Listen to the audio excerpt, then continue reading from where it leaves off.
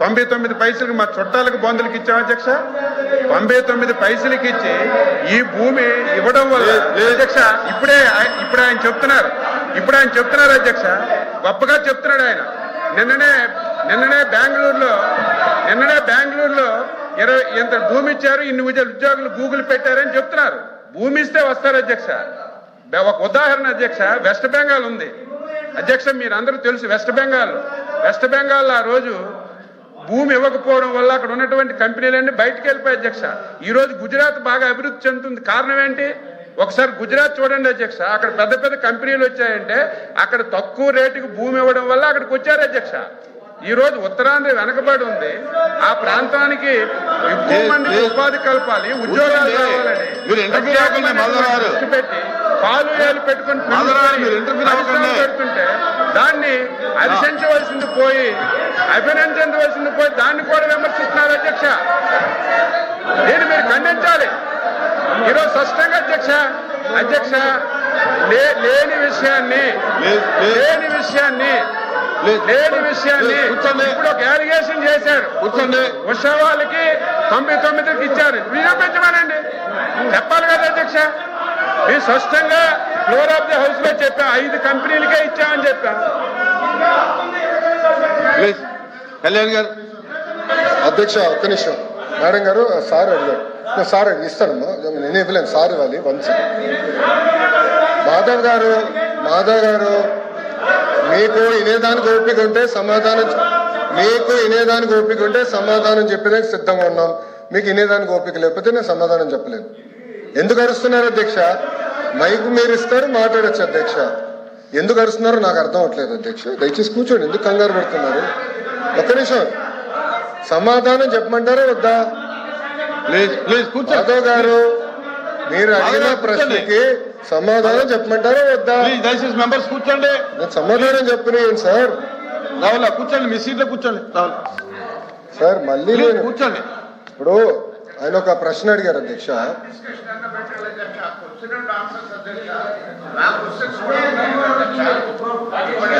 ఇప్పుడు అధ్యక్ష నన్ను సమాధానం చెప్పాలి అధ్యక్ష, ఎందుకంటే మంత్రి గారు మాట్లాడతారు. కూర్చోండి వీర్రాజు గారు కూర్చోండి.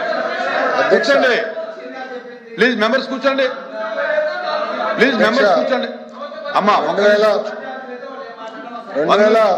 మాట్లాడదు కూర్చో.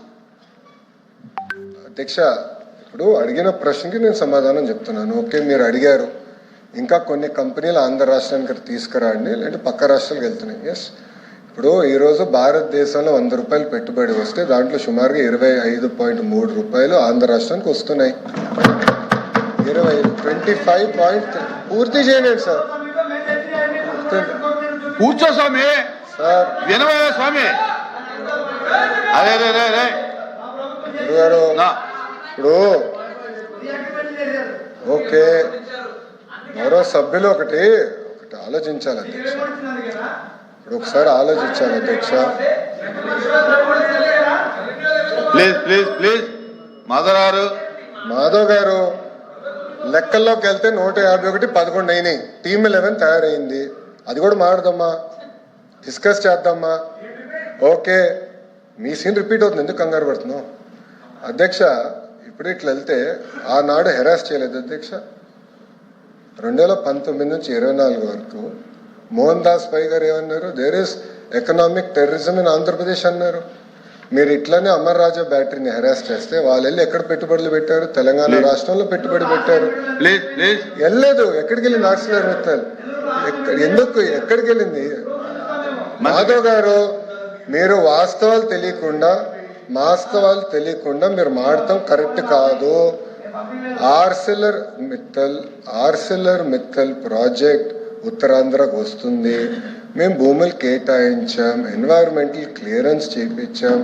పక్క రాష్ట్రాల్లో 10 సంవత్సరాల ప్రాజెక్ట్ ముందరికి వెళ్ళకపోతే ఇక్కడ ఉన్న మా మంత్రి టీజీ భరత్ గారి నాయకత్వంలో 16-17 నెలల్లో వాళ్ళని తీసుకొచ్చాం.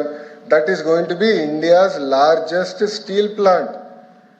ఒక విశాఖపట్నంలో 2వ స్టీల్ సిటీ మేము కట్టబోతున్నాం. ఎందుకు కంగారు పడుతున్నారు? ఎందుకు అధ్యక్ష? అన్ని ప్రశ్నలు సమాధానం చెప్తున్నా. మాధవ్ గారు కొంచెం బీపీ ఎక్కువైంది, బీపీ బిల్ ఇవ్వండి, కొంచెం కామ్గా ఉంటారు. ఇప్పుడు ఆయన గూగుల్ గురించి ఒక ప్రశ్న అడిగారు అధ్యక్ష.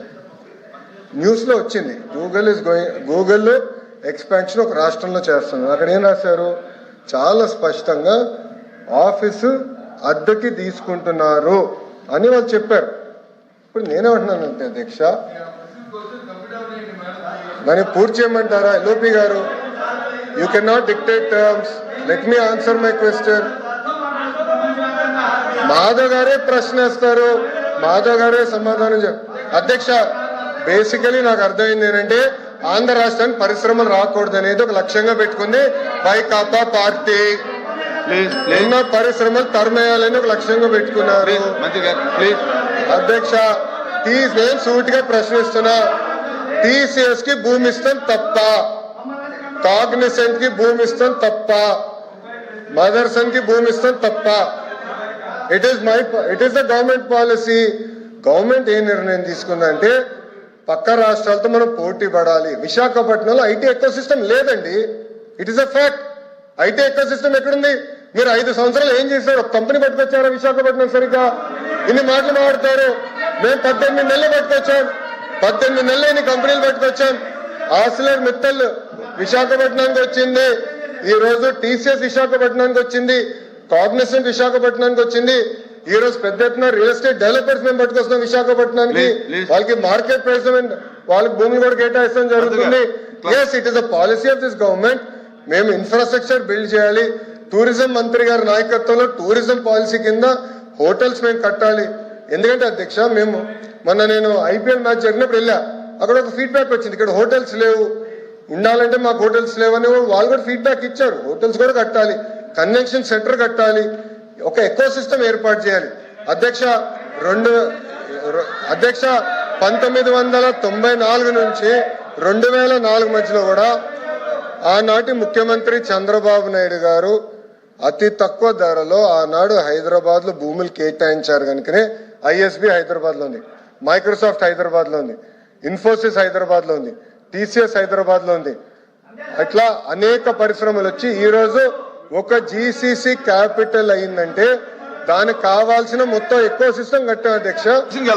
ఇది దాంట్లో భాగంగా ఎకో సిస్టమ్ బిల్డింగ్ అనేది చాలా చాలా అవసరం. ఎకో సిస్టమ్ లో హోటల్స్ రావాలి, హాస్పిటల్స్ రావాలి, సోషల్ ఎకో సిస్టమ్ క్రియేట్ చేయాలి, కంపెనీకి వాక్ టు వర్క్ క్రియేట్ చేయాలి అధ్యక్ష. ఈ మొత్తం ఎకో సిస్టమ్ క్రియేట్ చేసడానికి మేము కష్టపడుతున్నాం అధ్యక్ష. మంత్రి గారు అదే అధ్యక్ష. అమ్మా ఆగండి. రియల్ ఎస్టేట్ సంస్థ సత్వా డెవలపర్స్ కి ఆగండి అయ్యా, 15